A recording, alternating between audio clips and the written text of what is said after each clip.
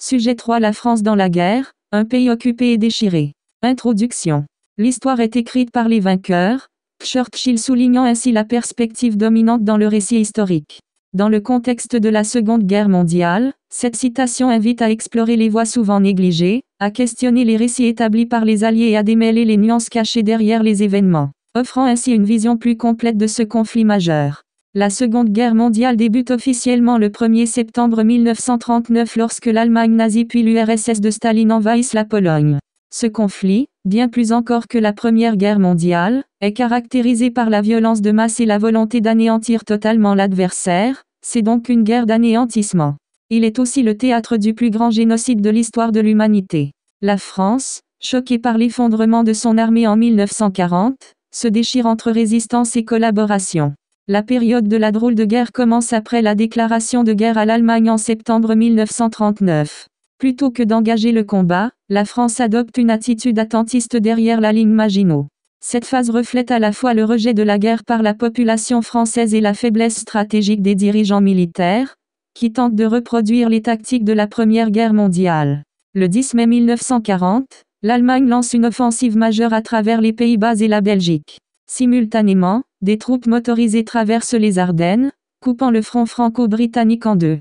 Une partie significative des armées françaises et britanniques se retrouve encerclée à Dunkerque. La débâcle se poursuit, et le 14 juin 1940, les troupes allemandes entrent dans Paris. Des millions de réfugiés fuient l'avancée allemande, phénomène connu sous le nom des exodes. Face à cette situation, le gouvernement de droite dirigé par Reynaud, réfugié à Tours puis à Bordeaux, démissionne le 16 juin, ouvrant la voie au maréchal Pétain. Le 17 juin 1940, le maréchal Pétain s'adresse à la nation française et annonce sa demande d'armistice, mettant fin au combat. Celui-ci est signé le 22 juin 1940 à Rotonde, avec des conditions particulièrement sévères. Une partie du territoire français est occupée, l'Alsace et la Lorraine sont rattachées à l'Allemagne, et le nord de la France est annexé à la Belgique. Une ligne de démarcation divise le pays en deux.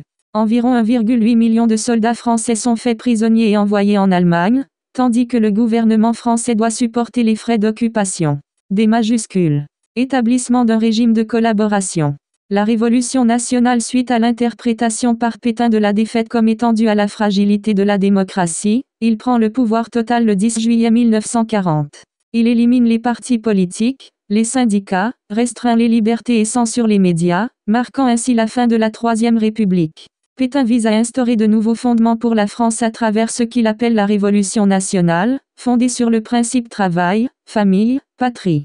Favorisant le retour à la vie rurale, il se pose en guide vénérable, prônant un culte sans limite, une forme de dictature.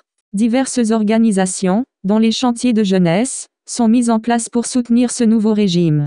La collaboration en octobre 1940, Pétain rencontre Hitler à Montoire, entérinant ainsi le principe de la collaboration entre l'État français et l'Allemagne.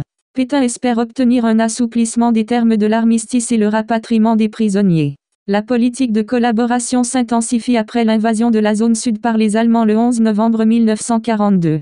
Sous l'impulsion de Laval, Pétain accentue la collaboration, exclusion et persécution des Juifs, comme lors de la rafle du Vel d'Archivé, et répression des résistants orchestrés par Bousquet avec le concours de la milice, groupe armé vichiste, de Darnan. Sur le plan économique, des ressources et de la main-d'œuvre du service de travail obligatoire, STO, sont envoyées en Allemagne. Sur le plan militaire, la Légion des volontaires français contre le bolchevisme, LVF, est intégrée dans la division SS Charlemagne. De Gaulle et la France libre. Confronté à la défaite, le général de Gaulle lance le 18 juin 1940, depuis Londres, un appel à la résistance.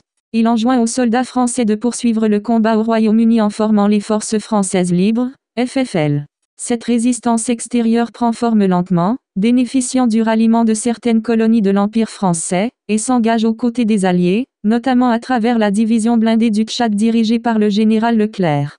L'unification de la résistance intérieure. La résistance intérieure s'organise en réseau, mettant en place des journaux clandestins, comme Combat, des sabotages, de l'espionnage, par exemple, l'Orchestre Rouge, et des actions de guérilla.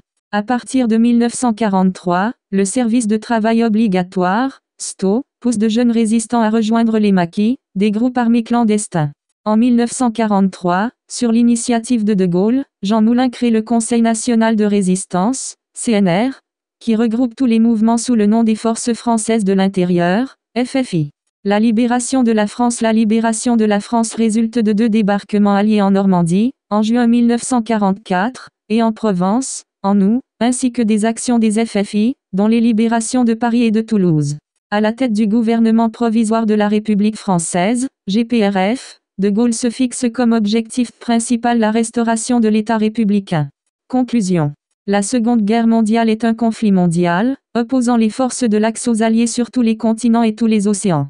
Elle est aussi un conflit total, pour les civils qui sont mobilisés ou victimes de violences, et pour les soldats, car les lois de la guerre ne sont plus respectées. Elle est la première guerre d'anéantissement de l'histoire de l'humanité. L'objectif de chacun des 2 camps est de détruire l'ennemi, par tous les moyens, plus seulement de le vaincre. En témoigne le génocide des Juifs et des Tziganes ou le bombardement nucléaire sur Hiroshima et Nagasaki. Le destin de la France est aussi grandement bouleversé par cette guerre. Vaincue, elle est occupée militairement et entre dans la voie de la collaboration suite aux décisions du maréchal Pétain. Mais une poignée d'hommes, autour du général de Gaulle, refusent l'occupation et la collaboration. Ils résistent et se battent pour la libération du pays, qui s'étend entre 1944 et 1945. Lorsque le conflit s'achève en 1945, il laisse de nombreux pays exsangues et ouvre l'ère d'un nouveau type de terreur, celui de l'arme atomique.